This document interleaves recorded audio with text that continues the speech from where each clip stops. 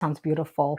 Now, I read your musical studies range from Indian classical music and devotional songs to jazz and indie rock bands. And also, you spent some time working on Bollywood film soundtracks, which we'll get to in a moment. But how have these experiences as a collective informed the type of music you now create? Thanks for that question, Sophia. Well, so I grew up in Bombay, in Mumbai, in in a culturally South Indian Tamilian home, and I was Mhm. exposed to Carnatic classical music, which was the South Indian classical form of music, and I Mhm. studied that with my grandmother, Mm. from my mother as a child, and then growing up. I started studying Hindustani classical music, but at the same time, I was also exposed to jazz and many other styles of music from around the world. And one of my dreams at the time was to move to New York City. Wow. Yeah, growing up, I just dreamt of living in New York City and learning and immersing myself in all these various styles of music that I can only find in a place like New York City. Yeah, yeah. Some of the best musicians from around the world come here, and every time I have a jam session or every time I'm collaborating with an artist, I'm learning from them. So it's my experiences of just having traveled so much and trying to immerse myself in all these different styles of music has certainly found its way into how I think, how I relate to music, how I Mhm. to life, how I navigate life. So and considering, my music is a reflection of me, it just Yeah. shows up in everything I do. Nice. I love that.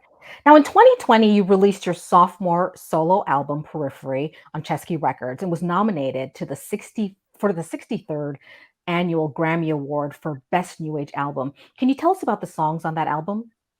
Yes, thank you. Yeah, it was actually my debut album, my first solo album, actually. And oddly enough, it was a live album that was Mm. recorded on one microphone in this beautiful unoccupied church in Brooklyn. Wow. And it came out of nowhere, and I was signed to Chesky Records, this incredible record label that innovates some really brilliant recording technology to make these types of recordings where they Yeah. use live spaces and try and bring in the architecture of the space into the recording itself. So what you're hearing is not like a flat sheet of paper. You can hear the 3D element, you can hear the Mm. space and the architecture in the music. So that's just to put it very, briefly. Yeah, yeah, When you do listen to the music, you can hear so much more. You can hear that you're collaborating with the space, and there's something magical about that. yeah, yeah. Considering it's on one mic, you can't really edit. You can't. All of the all of the instruments are being recorded on this one mic. Yeah, So yeah, what you're recording in that moment is what you have. yeah, yeah, There's again something beautiful about that. yeah, Knowing that you can't edit yeah, yeah, makes you have to bring everything you have in that moment, drop your walls, drop your egos, and just yeah, function from that one place. Remind yourself of why you play music in the first place. yeah, yeah. So, anyway, to answer your question, the songs on the record basically, the record is called Periphery. Mm. It came about a time when I still am, I suppose, but I was just beginning to start understanding what it means to be an immigrant in this Mhm. country, or what it means to be someone who's left home and now is made a home in a different country. Yeah. Over time, I started to realize I was missing home, or I wasn't really feeling like I fit in here or I fit in there when I go back home. And every time I'd say, "Oh, I miss home," I'd try and go back to visit home, and yet there was something that was missing.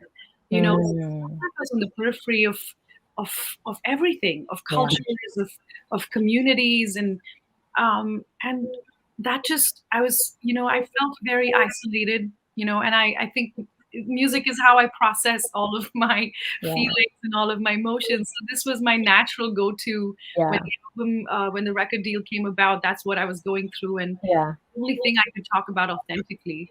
And that's what, so I put that into the record, wrote all these songs literally in the 12 days leading up to the recording. And then we were pretty much also writing while we were recording.